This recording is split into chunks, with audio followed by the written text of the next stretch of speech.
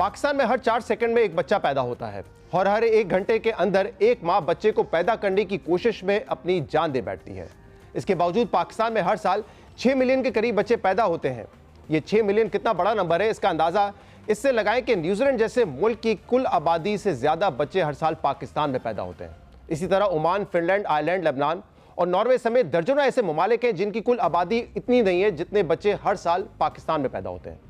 ये बढ़ती हुई आबादी पाकिस्तान के लिए इतना बड़ा मसला है कि अपनी पूरी तारीख में जियो और मीर खलील रहमान फाउंडेशन ने बेतहाशा सोशल इश्यूज के लिए कैंपेन्स की हैं, कवानीन में तब्दीली के लिए अवेयरनेस क्रिएट करने की कोशिश की है। इनमें से हर मसले को जब हमने उठाया, चाहे वो तालीम हो, पानी, मईशत का मसला हो, हर मामले में हमें यह नजर आता है कि जब तक पाकिस्तान में इस बढ़ती हुई आबादी की रफ्तार को कम नहीं किया जाता, तब तक पाकिस्तान के अंदर कोई भी रिफॉर्म नहीं हो सकता और ना कोई मसला खत्म हो सकता है। माहिरीन के मुताबिक ये जो 60 लाख बच्चे हर साल पैदा होते हैं, इन 60 लाख बच्चों में से 15 लाख वो बच्चे हैं जो बगैर मनसूबाबंदी के पैदा होते हैं, यानी हर 4 में से एक बच्चा अनप्लान्ड होता है। और ये वो बच्चे हैं जिनके माँ बाप की ख्वाहिश होती है कि वो मजीद बच्चा पैदा ना करें, लेकिन फिर भी बच्चा पैदा हो जाता है।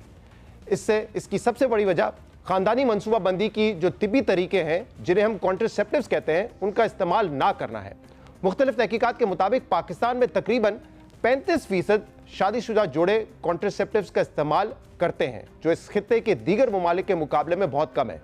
अगर सिर्फ कॉन्ट्रासेप्टिव्स का इस्तेमाल 35% से बढ़ाकर 98% कर दिया जाए तो सिर्फ इसके नतीजे में आबादी बढ़ने की रफ्तार में 25% की कमी वाक़ई हो सकती है। यानी अगर अभी आबादी बढ़ने की रफ्तार तकरीबन 2.5% है तो सिर्फ कॉन्ट्रासेप्टिव्स के ज़्यादा इस्तेमाल से आबादी बढ़ने की रफ्तार 2% से भी कम हो जाएगी और सिर्फ इस इक़दाम के नतीजे में 2 से 3 साल के अंदर इसके नताइज आना शुरू हो सकते हैं।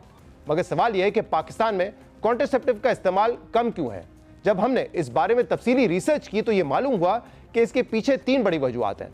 पहली वजह यह है कि बाज़ लोग ये समझते हैं कि कॉन्ट्रासेप्टिव्स के इस्तेमाल की इस्लाम इजाज़त नहीं देता।